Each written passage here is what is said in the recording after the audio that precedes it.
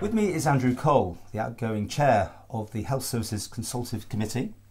Got in contact with me because, well, you're making there's news on a press release from the government that came out on Friday, and we'll come to that in a minute.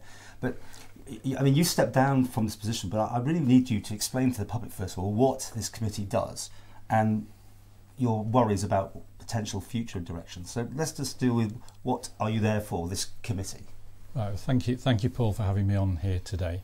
The committee is primarily appointed by the Appointments Commission as an independent group of lay members who are there to look at the governance and performance and scrutinise the Department of Health and Social Care, DHSC. So that's our basic remit. And in the past you produce a report yearly? So yes, we produce an annual report which is to the CEO of DHSC. That's copied to the Minister and political members and to every member of Tynwald. It's also uploaded to the government website, so if people want to have a look at this year's report, it can be found. If you go to the government website, you can look for HSCC and you'll find the report attached to the relevant page. How has this report been received by the Minister and the Department over the years? Very differently over the years, depending on the Minister and Department members really.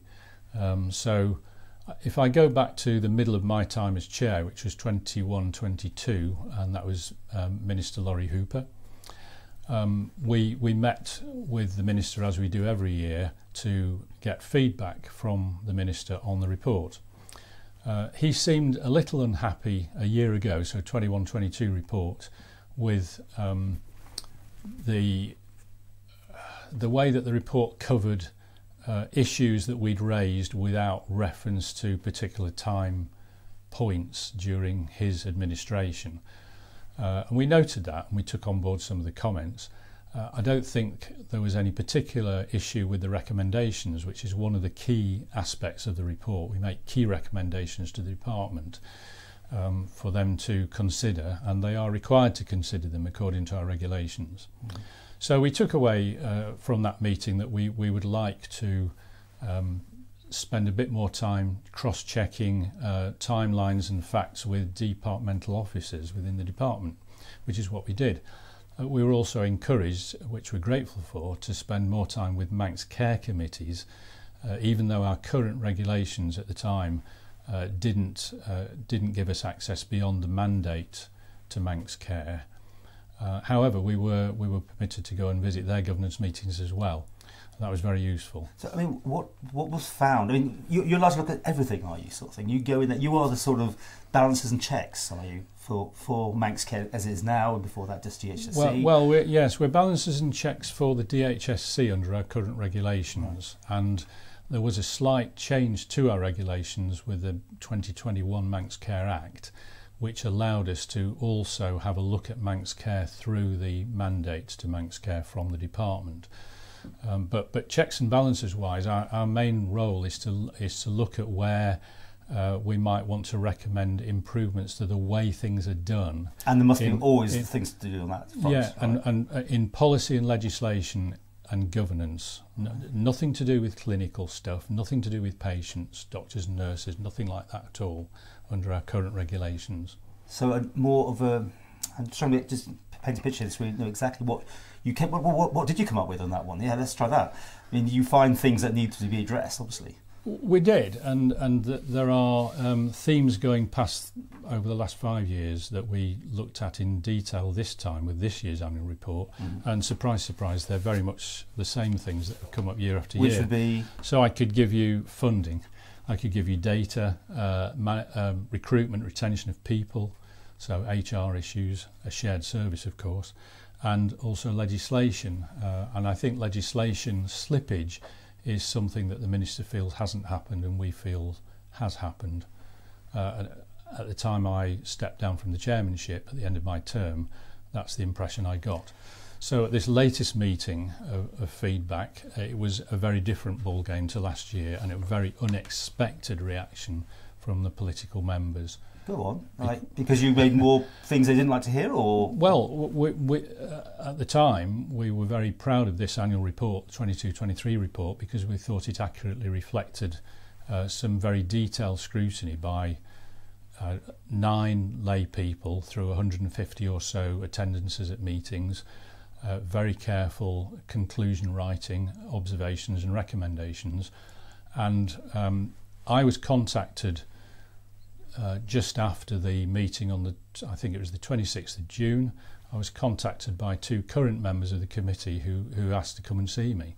Very concerned, distraught might be too strong a word, but very upset about the way the feedback meeting had gone. So and that feedback meeting was with who? With the Minister. Just the Minister? And with Tanya August-Hansen, one of the political members, and Sam McCauley, who's a member of the DHSC. So the meeting took on what form? Can you tell us? I mean, what can you say about what happened? Well, according to what I've been told, and they reported that the Minister described it in his own words as a rant. So they said they were subjected to an hour and a quarter of telling off, perhaps, no thanks or acknowledgement about what the committee had been doing, summary dismissal of the report, quite angry. Oh, dismissal? They dismissed the report, or just didn't want to act upon it, or didn't? Well, I don't know the answer to that. No, okay. I wasn't there, and I can't comment on that. But it has to be received by Tynwald, doesn't it?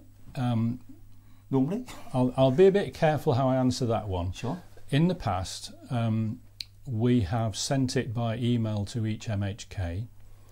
We've had it uploaded to the government website, as I've described. Yeah. And in Minister Ashford's time, he was happy to have it laid before Tynwald, so he would sponsor its laying before Tynwald. This year, before I stepped down, I organised to go through the laying process with the Tynwald office, Clerk of Tynwald's office, sorry, the Tynwald Library people, isn't it? And they accepted that and received it, but then the Minister blocked its laying. He wouldn't sponsor its laying before. So it's in the public domain because it's on the website. Lawrie Hooper is blocked it.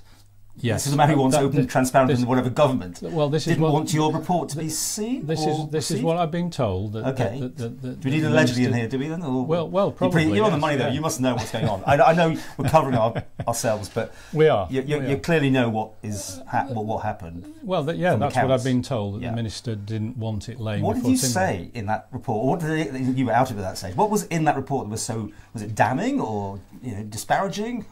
No, it isn't. We felt it was positive and helpful and made some good, concrete, positive recommendations, both to the department and some conclusions and observations for Manx Care to consider as well.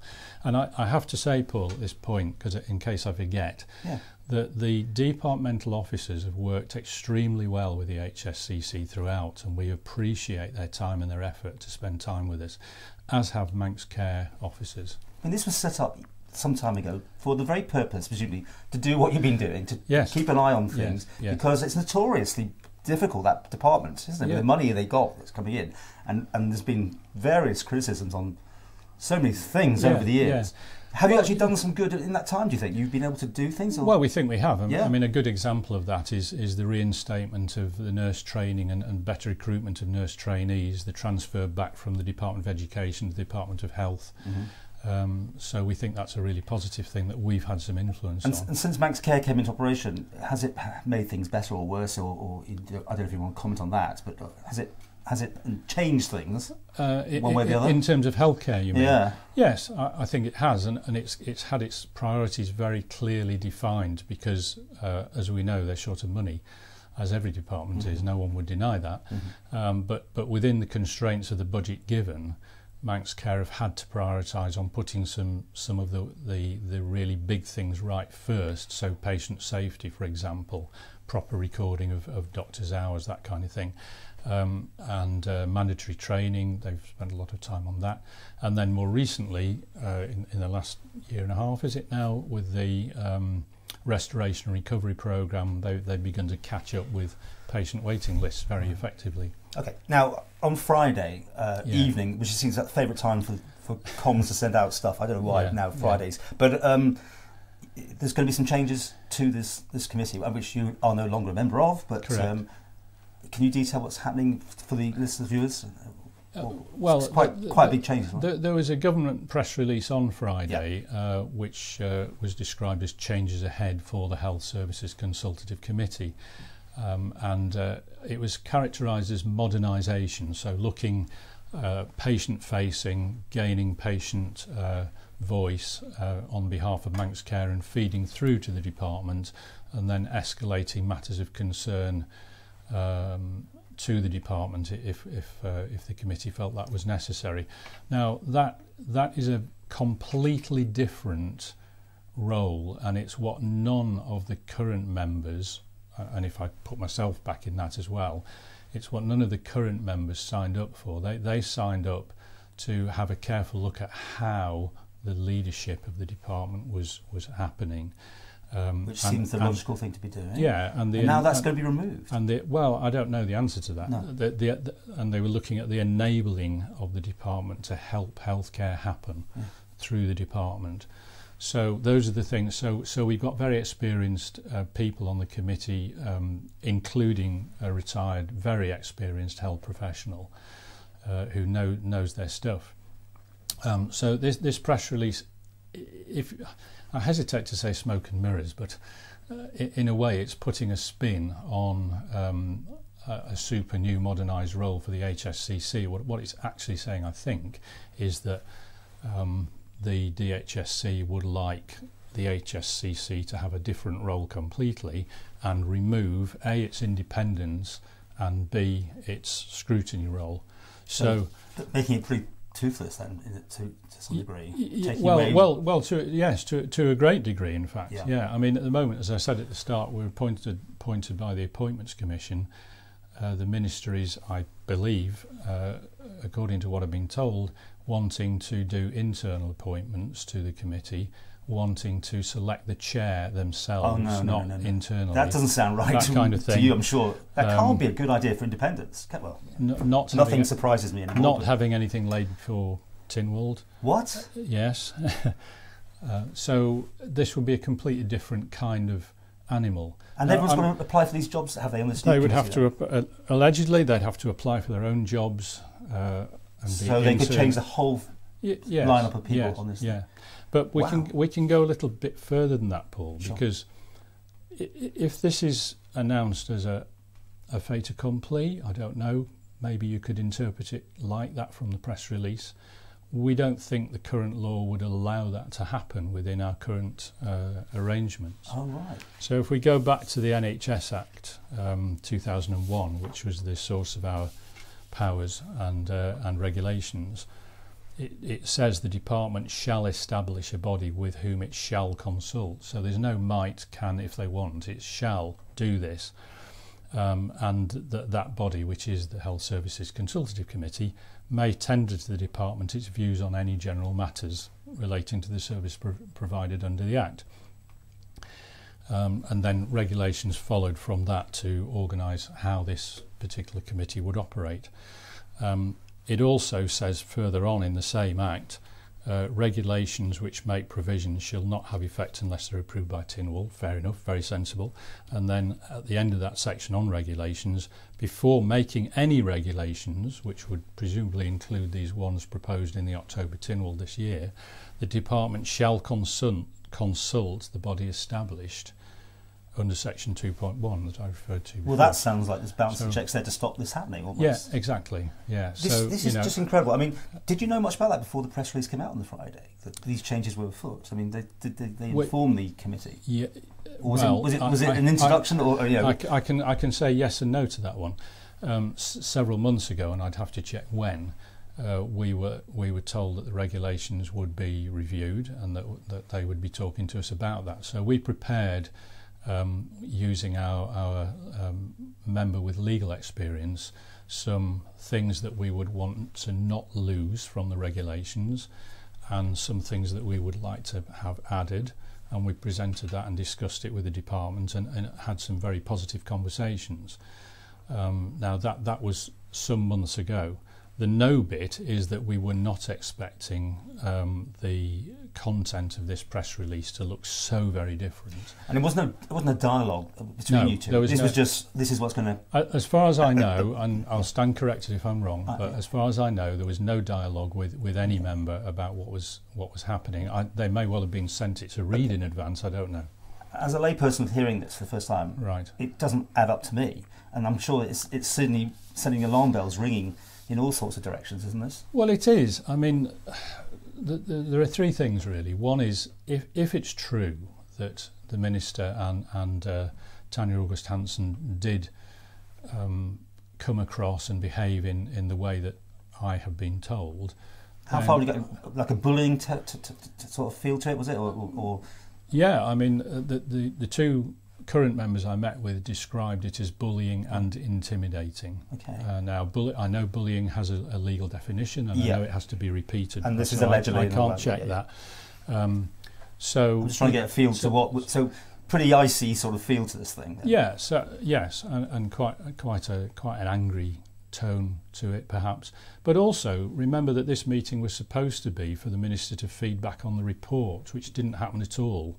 The report wasn't mentioned, or? As far as I'm aware, it wasn't referred to. It seems unlikely this report's going to go anywhere now, because it's not going to be presented to Tim Waldorf, as far as you're aware, anyway. Well, it's not going to be laid before Tim. But it'll go on the website. I'm aware. It is already on the website. Okay. I don't suppose the minister's very pleased about that, but there it is. I mean, surely they want to hear Well, you things. Would think so, wouldn't you? I know we're living in a very strange time, but this is the government of the Isle of Man. Yes. Not a big place, and you think this... Well, that's what you're there for. Was your position. I think that's a really good summary, because this is a small island with a small government, with people who are willing to stand as politicians, and bless them for doing it, because it's a hard job. But they need help with the expertise about what might or might not be going well or not. Okay.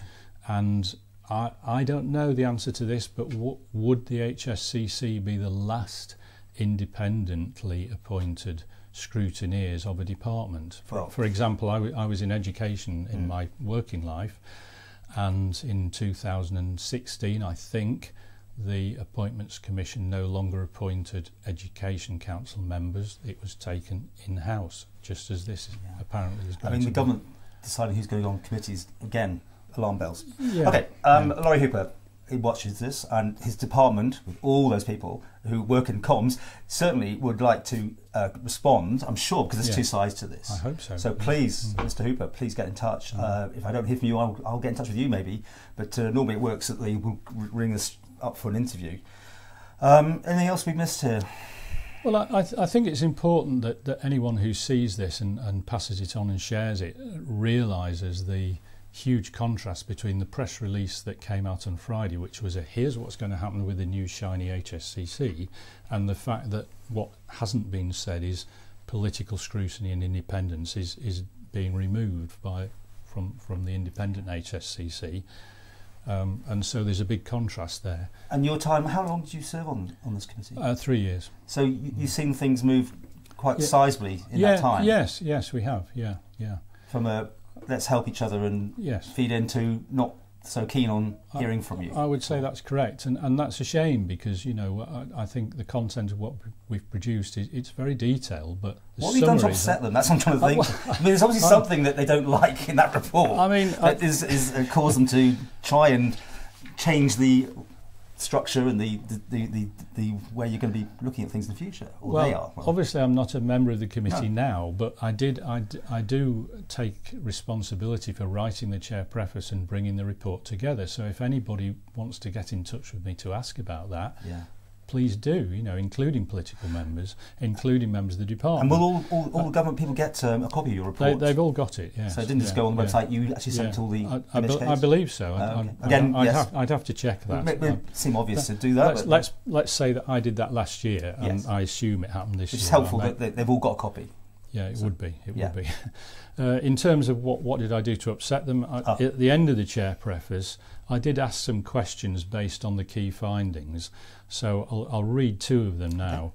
To what extent is the island willing to accept the reality of what is possible to do well within a small healthcare system? Now, is that about politicians being honest with the public and saying we can afford this, we can't afford that, but that's how it's going to be provided instead, perhaps, I don't know.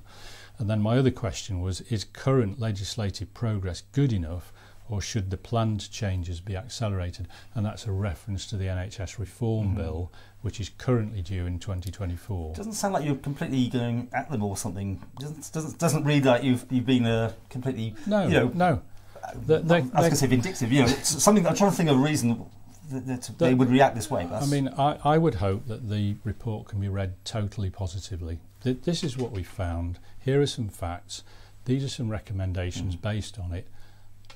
Okay. And we'd like to prioritise them. How big is this report? 53 pages. And where can they find it online? Where is it available? You can, if you go to the government website and search for HSCC, you'll find it attached to the HSCC page, which also has the names of all the current members, and it has an email address to get in touch with the HSCC. And just to finish with this, and you may not be able to answer this one, the feeling of the current members, I mean, we have to talk in third parties and allegedly probably, but clearly there wasn't anyone happy with the idea of this, was there? I mean, on the committee that's now sitting, they weren't on board with this idea.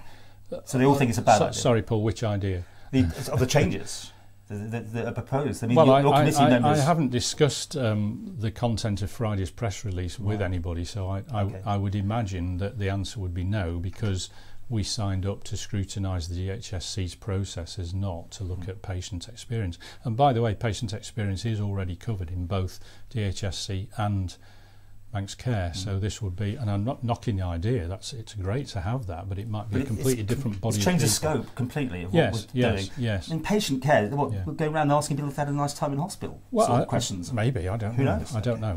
We'll have to wait for the new regulations that are proposed to be coming out Mr. in Hooper, October. we're here, we're ready to talk to you, and Indeed. It's just incredible. We heard one side. Clearly, I want to hear the other side, so please make yourself available, and we'll talk to you as soon as we can.